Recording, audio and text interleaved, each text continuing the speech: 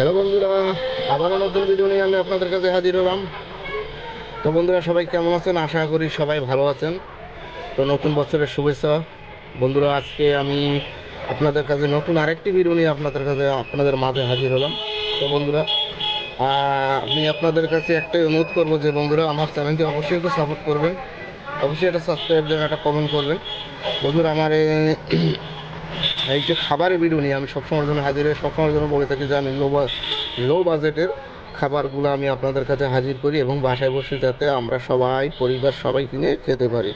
তো বন্ধুরা, এখন কথা হলো যে আমি এর মাঝে একটা হোটেলে গিয়ে আমি আসলে খাবারে যাই দুপুরবেলা। তো বাসায় আসার কোনো সিস্টেম নেই, একটা কাজের জন্য গেছি আর মানে ডাক্তার দেখাইতে। তো সেখানে একটা হোটেলে গিয়ে আমি একটা ইলিশ মাছ দিয়ে ভাত খাই।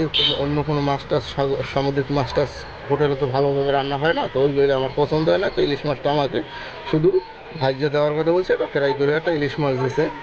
তো সেই ইলিশ মাছটা আমার কাছ থেকে রাখছে 180 টাকা মোটামুটি।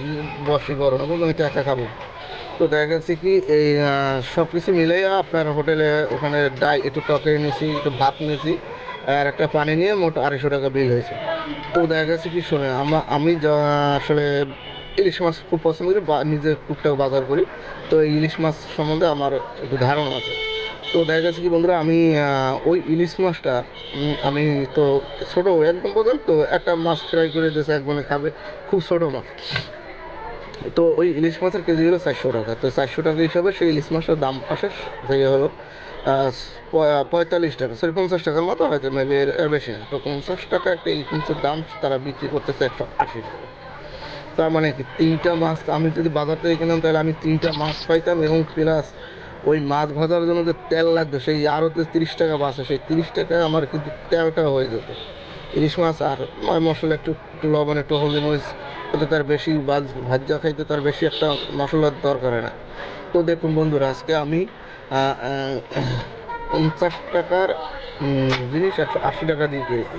তো এইটাই বলতে চাচ্ছি যে আপনার বাসায় যদি আমি এইটা খেতাম তাহলে আমার তিনটা মাছে আমার পুরো ফ্যামিলি খেত এবং আরও টাকাও আসতো। তো